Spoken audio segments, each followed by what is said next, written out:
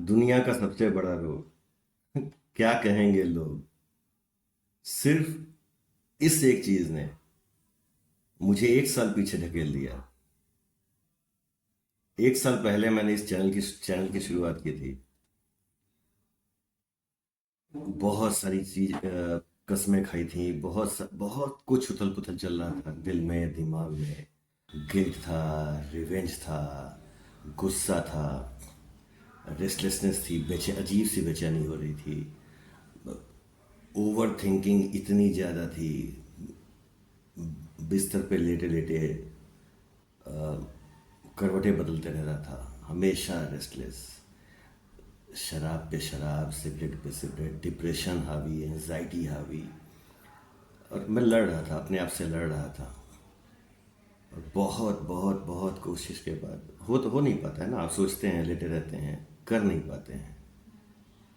ये कर दूंगा, वो कर दूंगा। और करने की क्षमता हर इंसान में होती है। होगा तभी जब वो करेगा। पहला कदम पहला कदम नहीं बढ़ पा रहा था। हिम्मत करके एक दिन मैंने ये चैनल शुरू किया। सारी बातें बोली, रिकॉर्ड की, बोला आप लोगों को, और काम पे लग गया। फोकस्ड नहीं था। गिर रहा था, उठ रहा था, लड़ रहा था, लैपटॉप खोल रहा था, कुछ समझ में नहीं आ रहा था। एक लाइन लिखता था, उसको डिलीट करता था, फिर बंद कर देता था। शरीर में ताकत नहीं थी। धीमे धीमे एक एक करके पॉजिटिविटी रिस्टोर करने की कोशिश कर रहा था। I was confuse. यहाँ ये वीडियो रिकॉर्ड करते समय भी क्या बोलना है पता था, बोल नहीं पा रहा था। I was blank, pale, negative, low in energy, basically low in energy. लेकिन फिर भी मुझे ये पता था कि एक एक करके मैं इस लायक हो जाऊंगा कि जीवन के साथ कदम से कदम मिला के दोबारा चलने की स्थिति में कम से कम आ जाऊं। बाकी फिर स्कोर करने की दिशा में आप चल देते हैं। तो मैंने लगातार कुछ वीडियोस डाले, फिर गैप हुआ, नहीं कर पा रहा था। फिर मैंने, मुझे याद है, डे 12 का एक वीडियो है वो डाला था, इस पे अपलोड किया था। अच्छा, मैंने कभी किसी को कुछ बताया नहीं है ना, मेरे किसी दोस्त को। दोस्त तो हैं ही कितने हैं, रह ही नहीं है।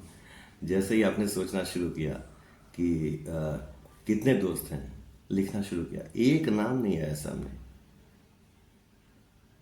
सब मतलब से लोग फ़ोन कर, सब जानने वाले हैं। और ठीक भी है, मतलब मैं भी कितने लोगों का दोस्त हूँ।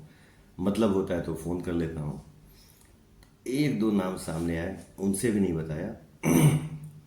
कोइंसिडेंटली एक दोस्त ने मेरा वीडियो देख लिया, उसको पता था। उसको ये पता था कि I am going through something definitely, and he was not liking it. उसको ये शायद पसंद नहीं आया होगा। तो जब मैंने ये वीडियो अपलोड किया, उसने देखा, उसका फ़ोन आया। उसने कहा, stop it, you are looking stupid. उसने कहा कि बंद करो ना, कर क्या रहे हो, बेवकूफ़ दिख रहे हो। तो बस, फ़ोन आया, उसने बोला, मैंने फ़ोन काटा और बैठ गया।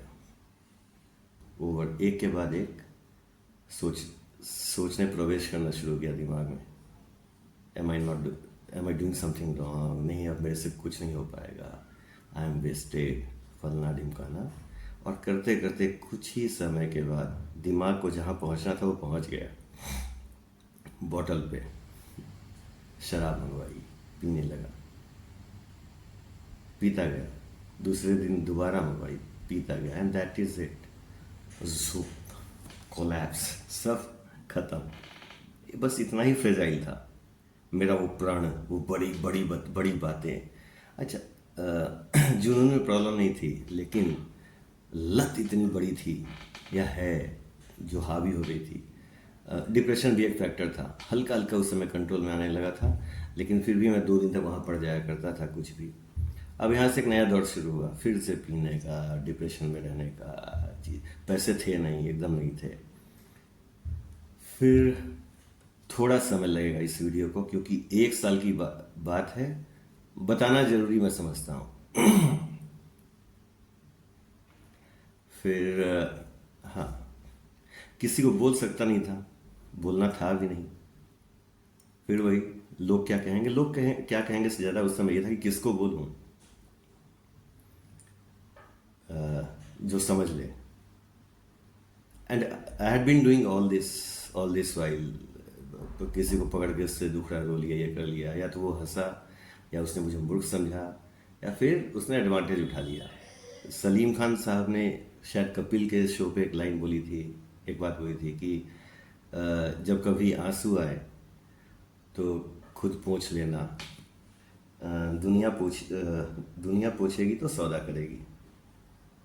वो लाइन याद आती थी। खैर, coming back to the topic. वहाँ से वो दौर दोबारा शुरू हुआ, दोबारा से शराब पे शराब, सिगरेट पे सिगरेट, और उसी बीच में माइंडसेट शिफ्ट करने की बात थी। इतना ही होता है, आपका माइंडसेट आपने किस दिशा में डाला हुआ है, उसी दिशा में गाड़ी धीमे धीमे करके या तेज तरीके से आगे बढ़ती जाती है। मेरा माइंडसेट शिफ्ट होना शुरू हो गया था, दोबारा से उस पर आ गया, उस पर आ गया निगेटिव जोन में, जहाँ सारे के सारे भूत सर पे खड़े हो गए। फिर मैं पड़ा रहता था, खाने का होश नहीं, पीने का होश नहीं, बिस्तर पे लेटे हुए हैं, बिजली का बिल आ गया, बिजली का बिल देने के पैसे नहीं हैं, लैंडलॉर्ड का फ़ोन आ रहा है, उसको बोल दिया कि डिपॉजिट में से काटते रहो, थोड़े बहुत पैसे थे उस समय दे दवा दिए थे। और यार, और जीवन दोबारा से शुरू करना था, रीस्टार्ट करना था। रीस्टार्ट कैसे हो, 2 बार पहले ही कर चुका था, डे वन करके। Then I had given up. I had not given up. I had not given a thought. I was just getting carried away. I was just getting carried away. और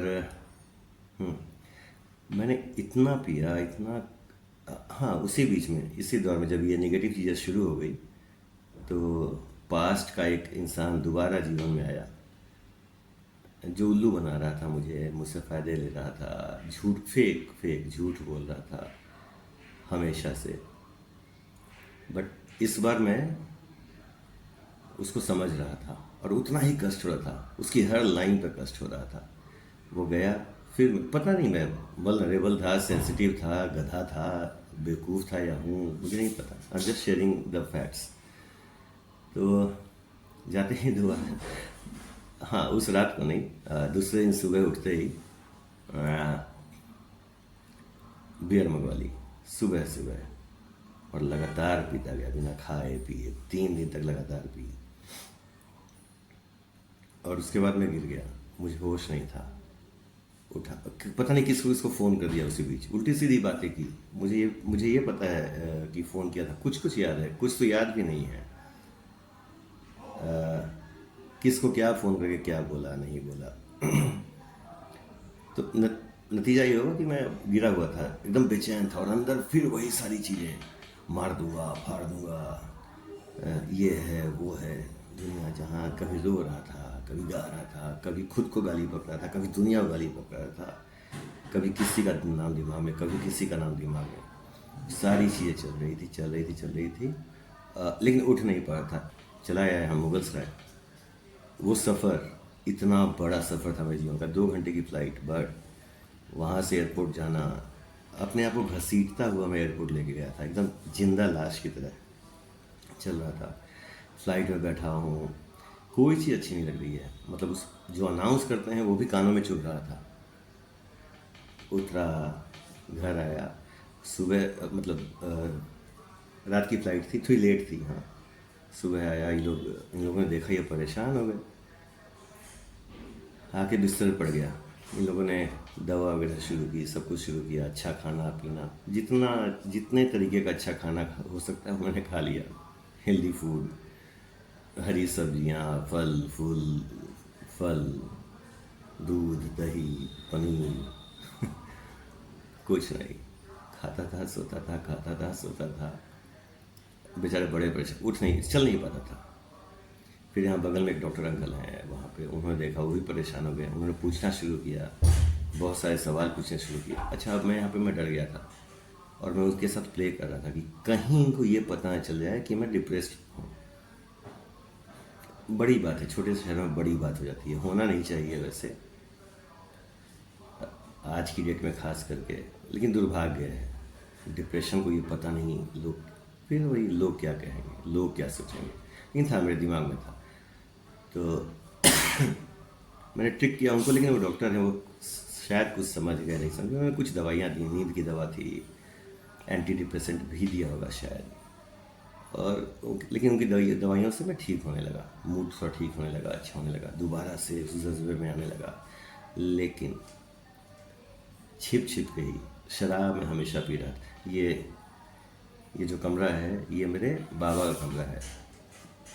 मतलब उनकी मृत्यु जब से हुई है, इस कमरे को हम बड़े सम्मान से देखते हैं। बगल वाले कमरे में मेरे पापा रहते हैं। रात को सबसे छिप के धीरे से कहीं से शराब मंगवा लेता था, और इस सम्मानित कमरे में बैठ के मैं पिया करता था। कोई गिल्ट, उसके बाद गिल्ट रहता था, लेकिन ठीक है, पीना पीना है, मोस्ट इम्पॉर्टेंट थिंग। एनीवे, उसके बाद हाँ, अब सब कुछ ख़त्म हो चुका था, हाशिए पर चला गया था। जीवन में आगे बढ़ने की का जो भी जज्बा था, जो भी चीज़ें थी, सब पीछे सबकॉन्शियसली यहाँ दिमाग में चलता रहता था हमेशा वैसे, कि क्या कर रहा है तू अपने साथ, क्या कर रहा है, मत कर मत कर मत कर मत कर। आज कल से नहीं करूँगा, आज कल से नहीं करूँगा। कल कभी आया नहीं, हेल्थ और ख़राब होती गई। खैर, फिर बीच में एक मौका आया, मैं मुंबई निकला, जाना ही पड़ा। और वहाँ पे फिर वही दिनचर्या, खाओ, लेटे रहो, पियो, सो। मेरा पैसे नहीं थे, कैसे कैसे करके कुछ कुछ करके झूठ सच बोल के अरेंज हो जाते थे। लेकिन मेरा भाई है रवि। रवि को मैंने फ़ोन किया कुछ 7-8 महीने पहले। भाई है, छोटा भाई है, लेकिन अब बड़ा हो गया है। तो समझ गया प्रॉब्लम, प्रॉब्लम तो नहीं समझा, लेकिन समझ गया, एंड उसने कुछ पैसे भेज दिए। फिर कभी जरूरत होती थी तो कभी उसको, कभी किसी और को करके छोटे मोटे पैसे करके मैं अरेंज कर लिया करता था। इतना हो जाता था कि दारू पी लो, थोड़ा खाना भी खा लो, सिगरेट, दारू, ये चलती है। चलता रहा चलता रहा। लेकिन ये फिल्म बनाने का, दोबारा से रीस्टार्ट करने का, लाइफ को पटरी बनाने का, अनलिस्ट जो मैंने इतने बड़े बड़े कमिटमेंट्स किए थे पब्लिकली आप लोगों के साथ, वो सब दिमाग में, मतलब एक सेकंड के लिए भी गया नहीं, चलते जा रहा था। और मैं फेलियर जैसा महसूस कर रहा था कि आई फेल्ड अगेन। करने के बाद फेल होना दिक्कत नहीं होती है, बिना किए ये सब चल रहा था। और मुझे सच्चाई पता भी थी, और मैं कहाँ हार रहा हूँ मुझे ये भी पता था। एनीवे, फिर वो समय आया कि मुझे मुंबई वाले घर से निकाल दिया गया।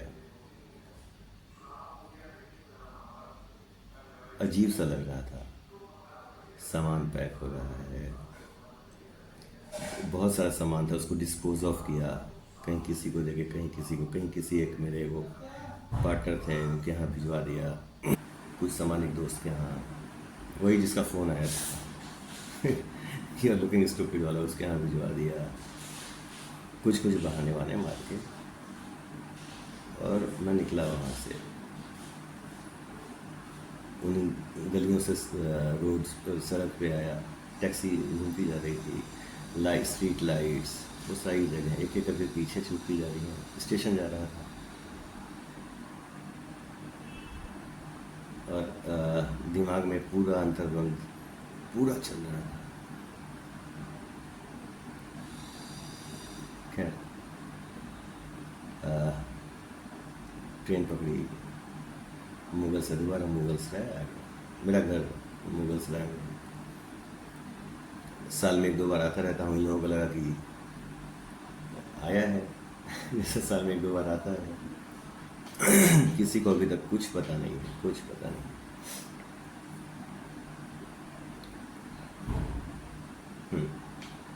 सो यहाँ पे भी कहीं ना कहीं से कुछ ना कुछ करके शराब जारी रही। लेकिन हाँ, मेरे से एक चीज़ और हो रही थी। मैं रोज़ सोचता था कि आज से शुरू करूँगा, स्क्रिप्ट लिखना शुरू करूँगा। हो नहीं पा रहा था। लैपटॉप खोल के बंद कर दिया था। वो लैपटॉप टूट भी गया था बाबा, मैं दिखाया था पिछली वीडियो में। ये टूटा हुआ लैपटॉप था। मेरे भाई ने देखा, उसके पास एक लैपटॉप था जो डिस्पोज ऑफ करने वाला था, नया लैपटॉप खरीदा, उसने ये लैपटॉप दे दिया कोइंसिडेंटली। मैंने कहा अरे ये अच्छा लैपटॉप है। फिर भी उस पर भी काम नहीं कर पाया था। वो समस्या भी दूर हो गई, काम नहीं कर पा रहा था। और अच्छा, इसी बीच में पहले ये बोलता हूँ, मुझे मुझे रियलाइज़ हुआ कि मैं डरने लगा था। मैं एक फिल्म मेकर रहा हूँ भी, अवार्ड वगैरह मिल चुका है मुझसे। इस मोबाइल के कैमरे का रिकॉर्ड बटन नहीं दब रहा था।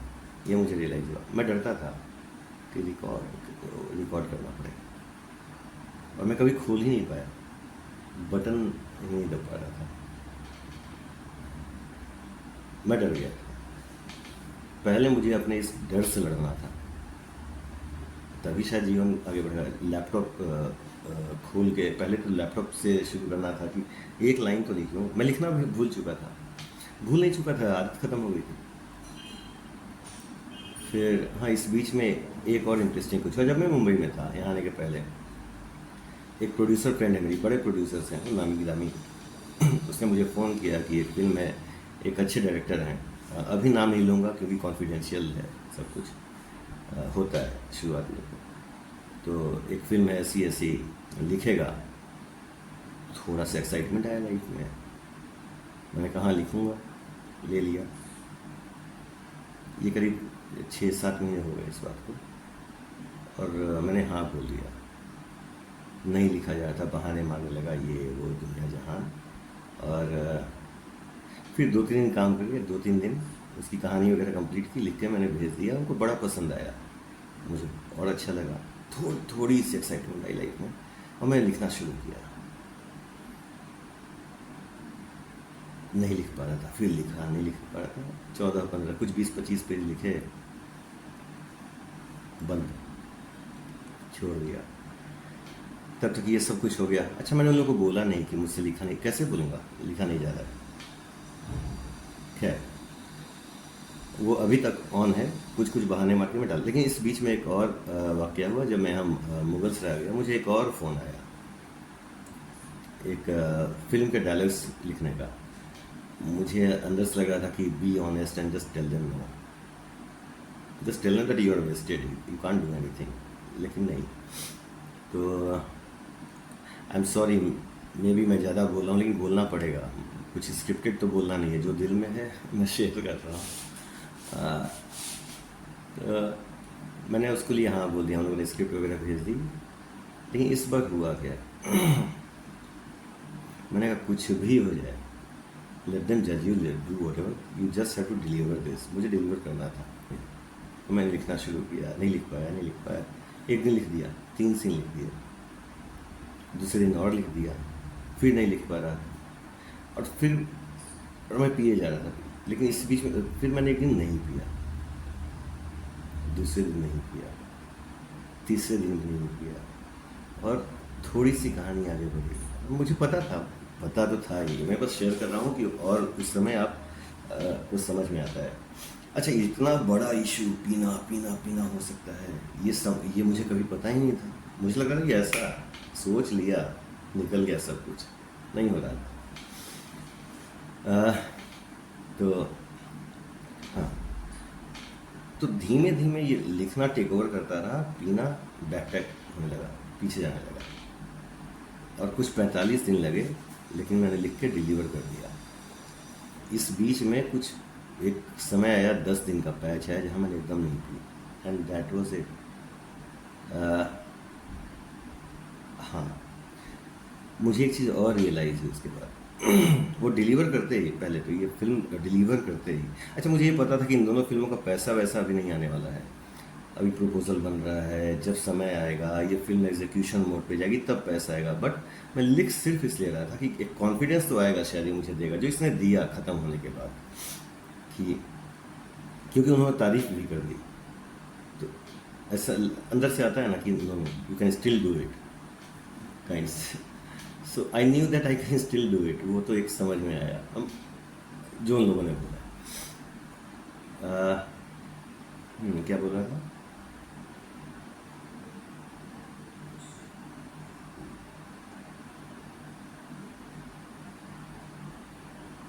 क्या बोल रहा था?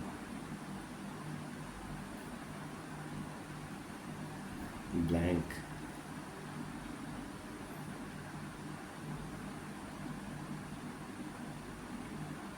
कुछ इम्पोर्टेंट था इसलिए मतलब दिमाग में आया था। चलिए वो दिमाग से निकल गया। हाँ, हो ये रहा था, मुझे एक चीज़ रियलाइज़ हुई। इतना मैं बोला था ना कि पी नहीं पीना है, आज से नहीं पीना है, आज से नहीं पीना है, वो इशू बन चुका था। मेरे जीवन का एक उसूल रहा है, या होना भी चाहिए, कि अगर कोई प्रॉब्लम है उसको पहले छोटा करो, और उस प्रॉब्लम से भी के अंदर से ही सोल्यूशन निकलता है।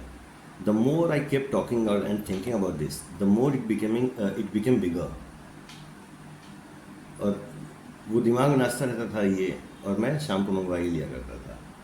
इसको मैंने दिमाग से पहले निकाल लिया कि ठीक है ना, पी लेना, व्हाट्स द बिग डील। कहीं पार्टी वार्टी में जाते हो, जैसे लोग कहीं जाते हो, किसी ने चाय ऑफर कर दी, मेक इट दैट सिंपल। और जितने आप लोग में से कोई शायद किसी एडिक्शन के थ्रू जा रहा हो, शराब के या किसी के भी, ये मेरा पर्सनल एक्सपीरियंस है, मैं शेयर करूँगा। इसको बड़ा मत बनाओ हुआ, do not make it a big deal कि जो छोड़ना है छोड़ना है छोड़ना है। टेक इट कैजुअली, मतलब संतुलन, शायद संतुलन ही शायद क्या, संतुलन ही जीवन का एक नियम है। Balancing is an art, balance it. Occasional जाओ कहीं पार्टी में, मतलब अवॉइड करो, वो जितना हो सके मत पियो। पार्टियाँ कितनी होती हैं साल में, किसी के जीवन में। गो ड्रिंक, हैव फन, गिल्ट में रहो, पियो मत पियो, हैंगओवर हटाओ, जो करना है करो, टेक इट इजी। मैंने जो किया, stop drinking when you are sad and when you are alone. अकेले बैठ के पीना सबसे खराब है। खैर, so I have cut down 90% on this, more than that. और उसको करने के लिए जितनी सराउंडिंग्स थी, एक होता है ना कि आप जैसी संगत वैसी रंगत, तो संगत तो सब खराब ही थी, तो रंगत भी खराब थी। तो अभी मेरे जीवन में कोई नहीं है, कोई बचा ही नहीं। प्रोफेशनल लोगों को छोड़ के, जिनसे मेरे प्रोफेशनल ताल्लुकात हैं, उससे पर्सनल बातचीत का मतलब नहीं है। I can always get back to them and talk to them. अब वो उनके ऊपर है, वो मुझे कैसा लेते हैं, सीरियसली लेते हैं नहीं लेते हैं, वो सब बात की बातें हैं। पर्सनल रिश्तों में मैं रियलाइज, जितने मेरे अगल बगल थे, जितने जितने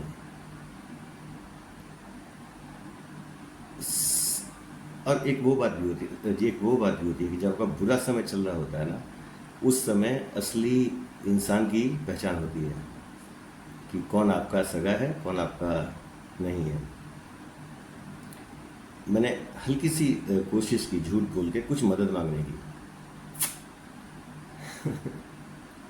सब गायब, पहले ही से गायब थे, अभी जितने बचे थे वो भी गायब, अभी कोई नहीं बचा है।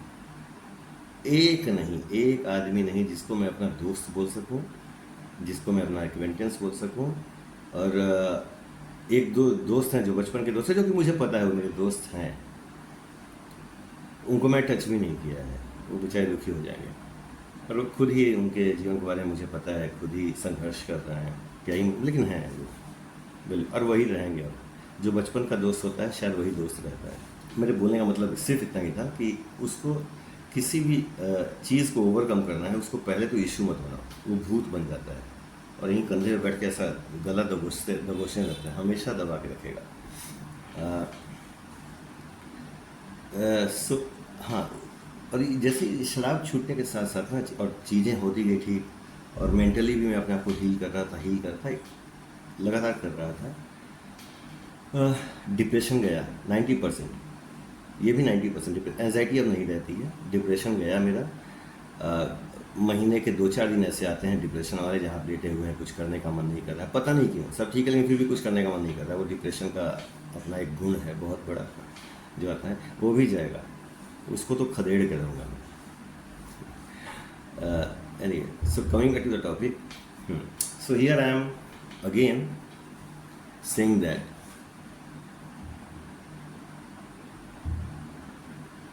कि एक वो चीज़ जो थी, दुनिया का सबसे बड़ा रोग क्या कहेंगे लोग क्या कहेंगे, ने मुझे 1 साल पीछे छोड़ दिया, पीछे कर दिया। दोबारा शुरू करता हूँ और इस बार एक प्रैक्टिकल डेडलाइन के साथ 180 दिन, क्योंकि अभी अगले 20 दिनों में वो फिल्म जो मैंने बताया था लिखनी थी, जिसको मैं टाल रहा हूँ पिछले 6 महीने, उसमें 20 दिन अभी भी बाकी हैं, उसको डिलीवर करूँगा। पहला टास्क, रोज़ एक कदम आगे बढ़ाऊँगा और इन 6 महीनों के अंदर जितनी चीज़ें, सारी चीज़ें तो नहीं, मतलब समय तो वापस नहीं आ सकता, लेकिन आज से ही शुरू करते हुए एक फिल्म डिलीवर करूँगा, कंप्लीट करूँगा। कैसे, क्या, कहाँ, कब, कुछ पता नहीं। अभी बैंक में कुछ 1500-1700 रुपये हैं। इस बीच मैंने एक और चीज़ शुरू की। हाँ, जब मैं पिछली बार यहाँ घर पे आया था, मेरे दिमाग में चल रहा था, हमेशा चल रहा था, क्या करूँ ना करूँ, कैसे करूँ ये करके। और मुझे लगता था कि स्ट्रीट टैलेंट्स बहुत हैं इंडिया में। स्ट्रीट टैलेंट्स क्या, ऐसे भी लोग जिनको मौका नहीं मिल पाया या किसी कारणों से they could not make it, but they have talent, potential. तो क्यों ना उनसे बात की जाए, उनको समझा जाए और देखा जाए। तो मैंने और इस ये दिमाग में मेरे चल ही रहा था कि बनारस में ही ऐसे मुझे एक आदमी मिला, क्या अद्भुत आदमी है वो।